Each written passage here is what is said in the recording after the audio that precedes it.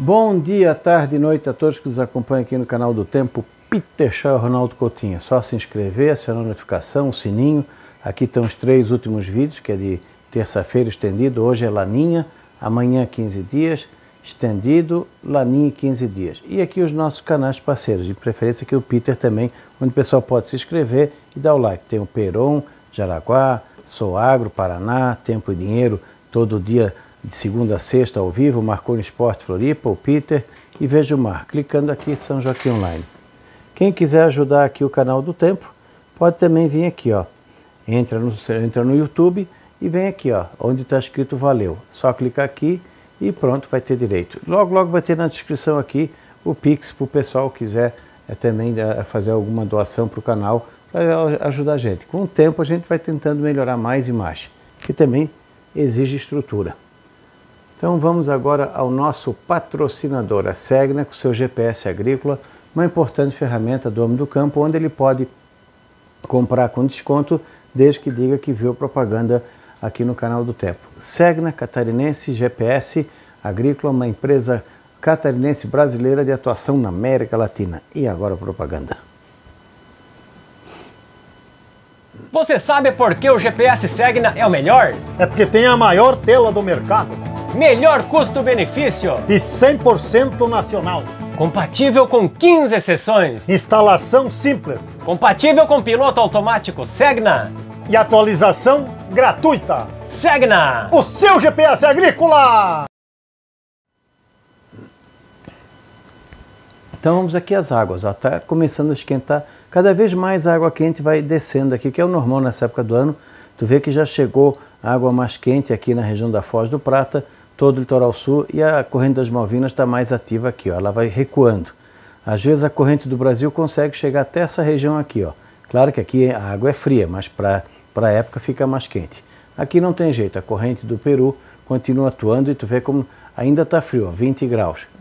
Claro que está mais quente do que meses atrás, estava 17. Na condição do tempo de dia 14 de madrugada, nós temos a Laninha bem formada. Aqui no Índico, vários pontos negativos e positivos, anomalia. E quando a gente pega aqui, ó, tem aqui no Nino 1 e 2 ainda continua com água fria, todo o Pacífico está com água fria. Água mais quente aqui no Atlântico Sul, isso aqui pode ajudar um pouco aqui na chuva, que não é o único fator. Como aqui também está muito forte a anomalia, um ajuda a neutralizar o outro, mas na média ainda continuamos com problema. E tem água mais fria aqui, ou menos quente, nessa região que pode atrapalhar futuramente aqui no Brasil Central. Aqui o Nino 1 e 2 está com 1,2 negativo, ou seja, está 1,2 abaixo do normal. Ele deu aquele pico, chegou a quase 1, caiu, agora está em torno de 1,2 com tendência a uma pequena queda. Ainda tem água fria em profundidade para subir. O Nino 3 e 4 também, ó, chegou a 1,2, agora chegou a quase 1 e agora está com 1,1 praticamente. Está num patamar moderado a forte, mais para forte a Laninha, já há algum tempinho. Na projeção de janeiro, fevereiro, março, ela começa a enfraquecer. Ainda temos Laninha, entre Laninha fraca, a neutralidade entrando gradativamente. Então, durante o nosso verão, nós vamos ter comportamento de Laninha e o Atlântico aqui mais quente, aqui no sul, normal, um pouquinho mais quente no Nordeste. Nessa situação, continuamos aqui no sul com irregularidade de chuva, principalmente agora dezembro. Dezembro bem característico, a primeira parte foi mais úmida, a segunda parte vai ser mais seca. Nós vamos ter agora problemas de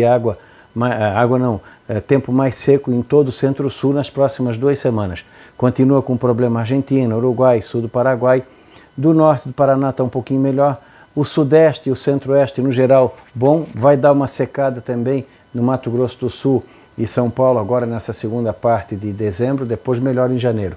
E aqui, por enquanto, está com chuva, mas tem uma possibilidade durante o nosso verão, dezembro, janeiro e fevereiro, e no caso janeiro, fevereiro e março, algum projeto de veranico nessa área central aqui do país, pegando o sul do Maranhão, oeste do Piauí, Bahia. E aqui na boa parte do Nordeste está com uma situação boa de chuva. Então o Nordeste está indicando uma boa estação chuvosa para quem está começando, uma pré-estação chuvosa boa para quem vai começar, e mais tarde também. Para quem era para entrar numa seca, a situação apenas fica com menos chuva, mas não chega a emendar, quase que emenda uma estação chuvosa da outra. De maneira geral, o Nordeste terá uma situação boa. O Maranhão, a chuva deve voltar agora, principalmente a parte norte. Goiás, Piauí também, boa parte dele melhora. O Ceará começa a melhorar agora do dia 15, 18 para frente. Vai melhorando mais ainda em janeiro, fevereiro, março, vai ser uma situação boa. O Rio Grande do Norte também, tudo indica que vai ter uma quadra chuvosa muito boa. O sertão da Paraíba, a Paraíba como um todo, Pernambuco, a Cealba, o Nordeste da Bahia. Então toda essa região vai dar uma melhorada. O que exige um pouco de atenção é a região do Mato Piba, sul do Maranhão, oeste do Piauí e extremo noroeste da Bahia e centro-norte do Tocantins e centro-norte do Mato Grosso e centro-sul do Pará. Essa região pode ter um veranico entre agora final de dezembro ou meados de janeiro. Eu acredito que não deva dar muito problema, que como está indicando um volume bom de chuva e a temperatura não é muito alta, é provável que seja só uma diminuição da chuva. Nas outras áreas, sempre tem um período aí de 5, 10 ou 15 dias de pouca chuva e até bom. A região de Irecê, por exemplo, pode ter algum período de menos chuva no mês de janeiro, não sei se chega a enquadrar um veranico forte, mas é possível que tenha uma redução de chuva que vai ser bom para o pessoal, para colher, para fazer tratamento. Tem gente que não está conseguindo nem capinar, nem limpar o roçado, porque realmente não para de chover quase que todo dia. A preocupação maior agora entre dezembro e janeiro é o centro-norte de Minas, boa parte de Goiás, a parte da Bahia, Espírito Santo e parte do Rio, porque pode ter muita chuva, e bem o extremo norte de São Paulo, nordeste de São Paulo, próximo a Minas, também. O Mato Grosso do Sul dá uma redução agora, depois volta a chover final de dezembro, janeiro. Aqui no sul é possível que a gente tenha uma situação um pouco mais confortável em janeiro, ou uma chuva não tão irregular. Não vai acabar a estiagem de uma hora para outra, mas dá uma pequena melhorada em janeiro. O Rio Grande do Sul, principalmente o centro-oeste do Rio Grande, sul do Paraguai, Argentina e Uruguai, são as regiões de produção de grãos aqui da América do Sul que exigem uma atenção muito grande. Muita gente já teve perda irreversível, vai ter que replantar. Ainda há tempo em determinadas situações, mas ali é complicado. No decorrer aqui de fevereiro, março e abril, vai ficando neutro frio para neutro. Aqui dá uma diminuída no aquecimento, mas mantém. E aqui no Nordeste fica mais próximo da neutralidade. Então, comportamento mais ou menos normal em fevereiro, março, abril, aqui no Sul. Vai dar uma reduzida de chuva, alguns períodos de pouca chuva em fevereiro, março, mas não acredito em problema muito sério. O problema mais sério é agora. No Nordeste segue o ritmo, aonde é para começar a chover começa, talvez até um pouquinho mais cedo, aonde já começou intensifica. De maneira geral, o Nordeste vai ter uma situação boa nesse trimestre aqui, fevereiro, março e abril. Então, melhora bastante a chuva aqui nessa parte norte do Nordeste. Na Amazônia, talvez a preocupação seja o oeste da Amazônia, a região do Acre. Rondônia pode ter alguns problemas também. Ali para Roraima e Amapá, a situação mais ou menos sem muita mudança, talvez mais chuva no Amapá, na foz do Amazonas.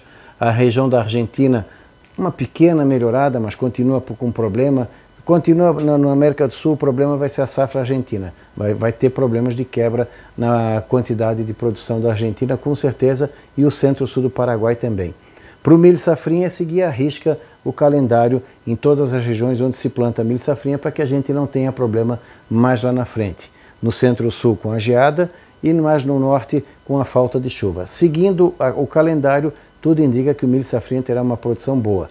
No sul do Brasil, talvez o excesso de chuva no inverno seja um problema. Quando a gente vem aqui, ó, de março, abril, maio, neutro começando a ficar neutro quente, principalmente no final do outono, início do inverno em maio. E aqui diminui um pouco a anomalia positiva e continua aqui no Nordeste. Então, tudo indica que as ondas de leste vão ser de normal a mais intensa. A Zecite deve descer também no período normal dela, com alguma intensidade. Alguns canais de umidade vão se formar sobre o Nordeste e Sudeste. Vai ser na região Sudeste, talvez diminua um pouco a chuva em fevereiro, não a ponto de ter problemas, mas pelo menos vai ter uma amenizada, porque vai ser um problema esse ano a estação chuvosa, especialmente Minas, Espírito Santo, com problemas grandes. São Paulo também vai ter um período de chuva significativo. Então está indicando uma boa situação por Cantareira, por reservatórios em geral, no Centro-Oeste também. Então está sinalizando uma situação boa no contexto geral entre Centro-Oeste e Sudeste, a saída do verão e o começo do outono. A partir de meados de abril, maio, aí sim, aí vai cortando a chuva dentro do prazo normal. Aqui no Sul, poderemos ter alguma redução maior de chuva entre março e abril, que pode facilitar um pouco a colheita, e depois deve retornar um pouco a chuva no ritmo normal dela ou acima, já que está indicando aqui, ó, vai saindo do neutro para o neutro quente gradativamente aqui, ó, entre o final do outono até o miolo do inverno.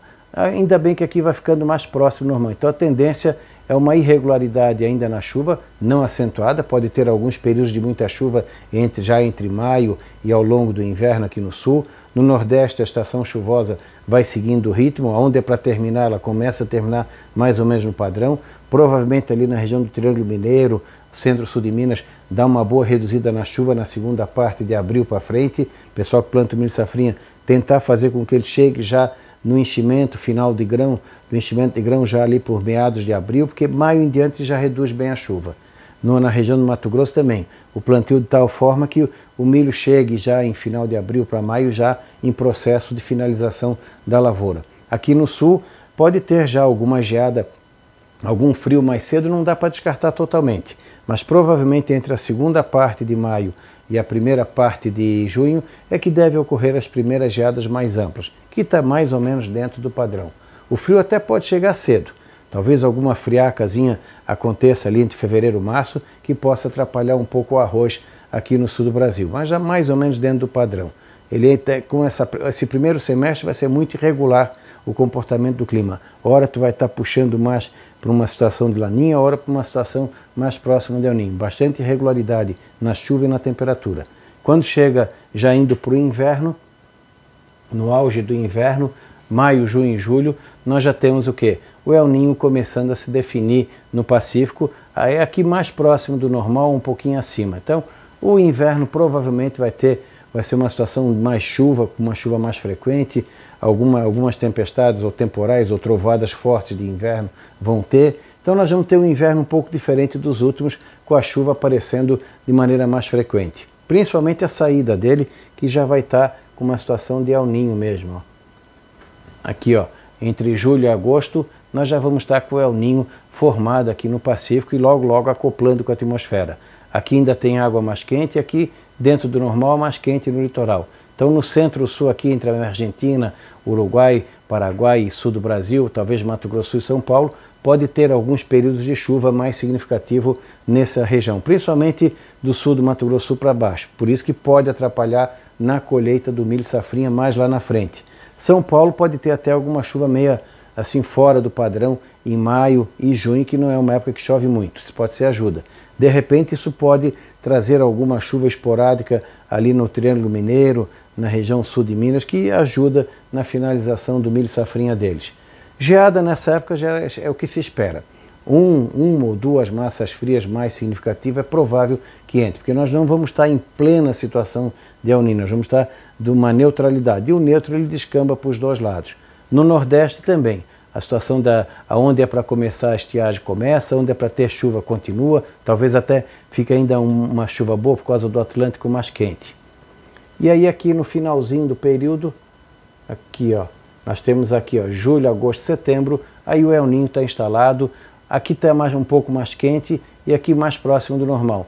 Isso aqui pode neutralizar, ajudar um pouquinho o Nordeste, talvez não seja de todo ruim a próxima estação chuvosa, mas considere com uma irregularidade maior, e no sul tudo indica uma saída de inverno e uma primavera mais aguada.